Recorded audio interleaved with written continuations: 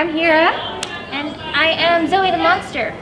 And we're from Neko Square and or Neko Maid and Host Club. So what exactly is Neko Square? So Neko Squared is the theatrical division and the overarching group that is Neko Maid and Host Club. Basically, we do different types of interactive events for conventions, such as escape rooms, obviously our cafe, as well as we do some interactive theater as well, like a choose your own adventure play. I mean, like, I can see how I got... What is a Maid Cafe? So a Maid Cafe is basically a safe space where con-goers or just everyday people can come and just have a good time, watch people perform, be served food and pastries and stuff like that. Tasty snacks. Tasty snacks, yeah. And it really just gives them a chance to kind of relax and escape from their current situation a little bit and just have somebody who might sit and listen. What does it take to be a cafe maid? I would say the most important thing about being a cafe maid is being a good listener. So when you're working in the cafe, you're gonna come across all types of people from all different walks of life. And if you aren't open and accepting or, you know, willing to listen, it can be really, really difficult. And also enthusiasm. You want to be really, really passionate about what you do. I would say all of us who work here are definitely what you would call passionate. Yeah. We kind of have a lot of fun with it too. It's a lot of fun, like, getting to know people and kind of just like, hey, I can relate to you on that a little bit. You like Pokemon? I like Pokemon. Right? You like One Piece? I like One Piece. Maybe we should just talk about this right now. So what would make someone want to be a cafe maid? I think a lot of people get drawn into the Maid Cafe world just to perform usually because, you know, it's really fun to do all the dances and everything like that. But I think the thing that really keeps people staying is that community aspect of it. Because as a maid, you are basically enhancing the community. All of our maids and hosts put a lot of like time and effort into perfecting their like performance art. But the thing that keeps us here every day is the chance to meet and talk to all of the different people that come into the cafe. So for the performances, are there trials that one will have to go through in order to become a maid, or is it something that you become a maid and you get taught along the way? So here at Neko Square, we do all of our like intake of our actors, maids, technically by audition. Most of it we're looking for a good personality though. Usually whenever we're screening through applications, we want somebody who's gonna like be able to work well with others, is gonna be pretty relaxed and able to be flexible like whenever they encounter those like difficult situations. And we can really trust to do the right thing by both our patrons and each other. So what kind of training goes into being a cafe maid? So we obviously do some dance training. We mostly do in the room training, so like tabling as well as like food service. We also have tech training, so it just depends on what role you're fulfilling within the group. Yeah, you can choose to be like a performer, or you can like run tech, or do like behind the scenes sort of stuff. Or support. Yeah, support. We have all types of different people who fulfill different types of roles within our cafe, and we love and embrace all of them, and it's really, really important to us to recognize everybody for what they contribute.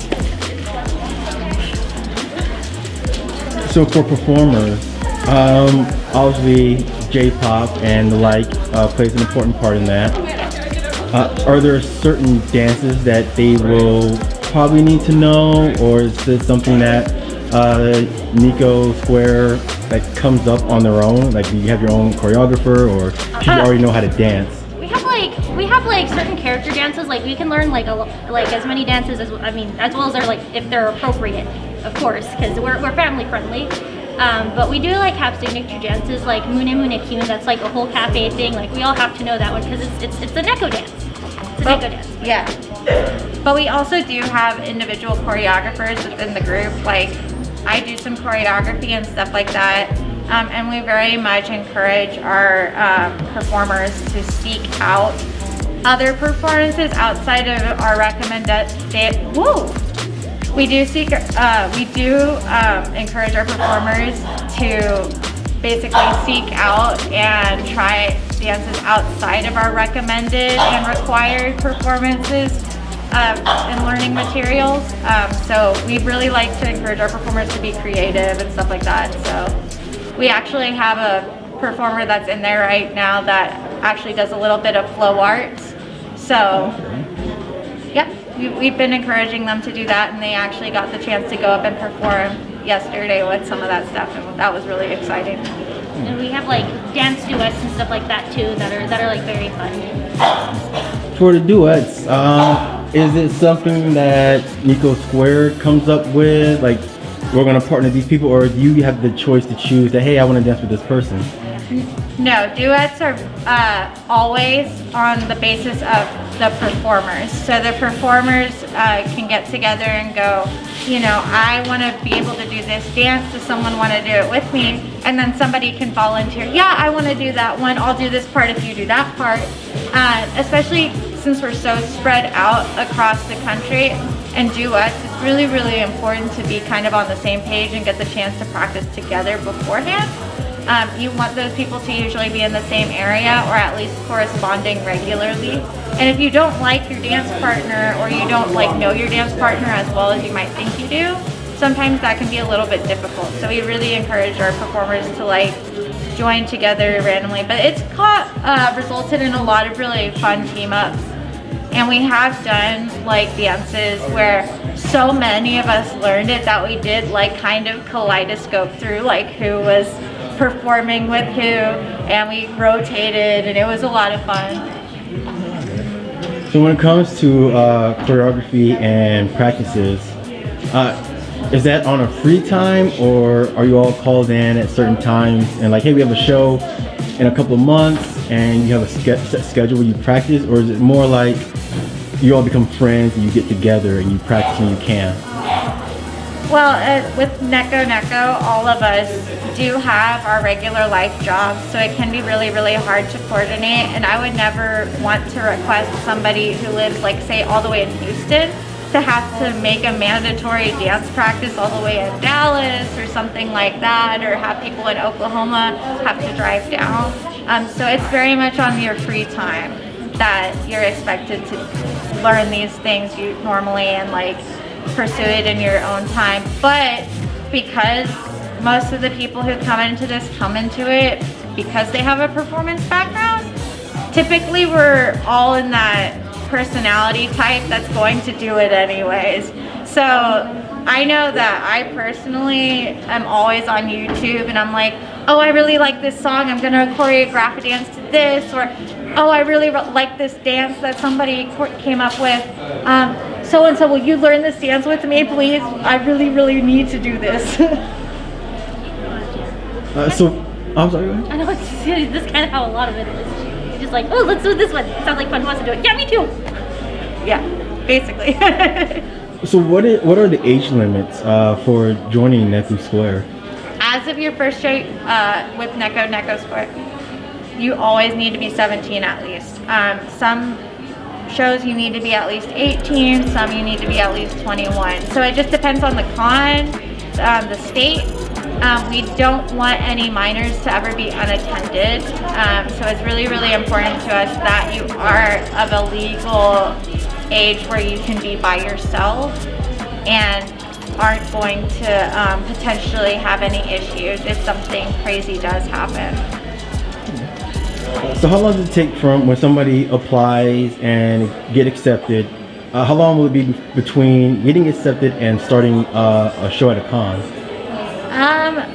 Usually with our application process, once you're accepted, it's just whatever the soonest con is for you that you can attend. I know we have at least one member who's here today where it's their first con, and basically they were accepted a couple months ago. I think it was about a month and a half, and they were able to make this con. So it's just whatever your earliest convenience is once you get into the cafe.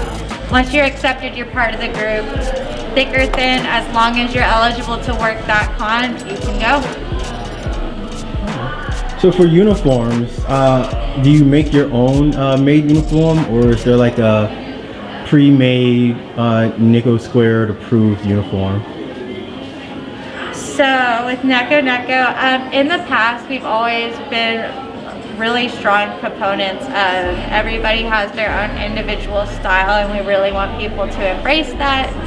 So we haven't had a set uniform outside of, make sure the primary color on the dress is black, make sure you have, a white apron, make sure you have some sort of leg covering such as like socks or tights and sleeves.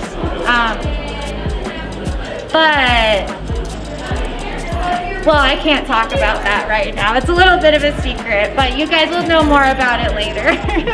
Okay, well, hopefully I can talk about this. One maid had a cute little cat, ears and tail.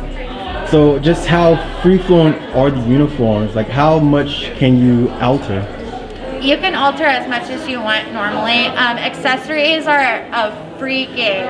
As long as it's appropriate, but you don't want to see like any like expletives on badges or anything that's gonna like potentially be very inappropriate for the setting, since we are family friendly. Other than that, basically, as long as it fits your personality, it isn't going to like overly encumber you or hurt somebody else around you. It's your personality, we want you to express it. This cafe has always been very firmly about freedom of expression and about acceptance and diversity, and we always feel like we never want to let go of that. So part of the way that we can embrace that is through what we pair with our stuff. So we really, really, really want to keep that no matter what with everything we do. So we've seen all kinds of things. So what got you into the Maid Cafe world? So how I got involved in the Maid Cafe world was I used to read like Tokyo Mew Mew and stuff like that back in the day, and I really liked it. I didn't know what I liked. I didn't realize maid cafes were a thing. And then I think I was like in school, like in college, and I realized that maid cafes were a thing, and I was like, oh, that's everything I like. I like doing all of that stuff. That's what I want to do. I want to do that. So I applied to a couple maid cafes. This one wasn't actually the first one I applied to, but this is definitely the right fit for me, and I'm very, very glad I got into this one. Because it's really enabled me to grow and enhance myself as a performer and as a person, and I've learned so much being here. Well, I kind of knew about maid cafes. I was kind of curious about them, and my first convention ever, I happened to walk in and I saw Neko. I'm like, I wonder what this is about, and I kind of just liked the experience. I said, you know what, this is something I can do. I get to travel, I get to have fun and meet new people, and I can be like a character. It's fun. I totally dig this. This is my vibe. I'm not getting judged for liking the things that I like, and there's pretty much like the first family that welcomed me in without any problems. For performances, how do you prepare yourself to go on stage in front of a bunch of strangers in this maid outfit, and now you have to dance and possibly even sing? I don't know if I'm the best person to answer any questions about like performance prep. I know I'm naturally a ham. I love being in front of people. So the second that like I hop up on stage, I'm just ready to go. I've always been that way. I also have the, I guess, blessing of horribly embarrassing myself my first convention by falling off the stage. So from there it was like, okay, nothing else can go more wrong than that did. So Truth be told, I'm a nervous wreck before I go on stage, but then, I mean, like, I start my dances and then I kind of have so much fun doing it, I forget that I'm afraid. So it's like, oh yeah, what was I scared for anyway? I mean, I'm having too much fun here. There's something about Maid Cafe that like you get into a zone, and once you're like in the zone, it's kind of hard to break out of it, and everything that like maybe would hold me back normally just kind of like goes to the wayside. Oh yeah, same here. So how long have you been doing Maid Cafes? I've been doing this, oh god, I've been doing Maid Cafe stuff for 8 years now. Yeah. I'm about four, maybe, I think I'm working on my 5th year. Yeah, you're working on your 5th year. Yeah, we've been doing this a while. And the cafe itself, so Neko Maid Club has been in existence since 2009. So we're actually the longest running cafe in America. So do other, since the Maid Cafes are in different parts of the U.S., do you all ever come together and do like a Maid Cafe crossover performance? There are like Maid Cafe support groups like online where like we all talk and like discuss things with one another, and like, you know, if somebody has advice, like everybody will try to help out how they can. But outside of that, I haven't really seen too many crossovers happen. I do know we like occasionally get together and we see each other, but usually it's like through like third-party events. Like I know there's like a couple like idol events where you have like dance and song performances, and sometimes we'll cross over through that, but not really. So for someone who wants to get into being a maid at a Maid Cafe, what advice would you give them on getting started and preparing for the world? For joining a Maid Cafe or for starting their own cafe? I don't know if they should start one, but like maybe like joining one. Because it's a lot of stress to start one. I don't know if I would really recommend doing it if I wasn't like, if I hadn't been doing Maid Cafe as long as I have. I don't think I would ever advise anyone to start, but it's a really, really fun thing.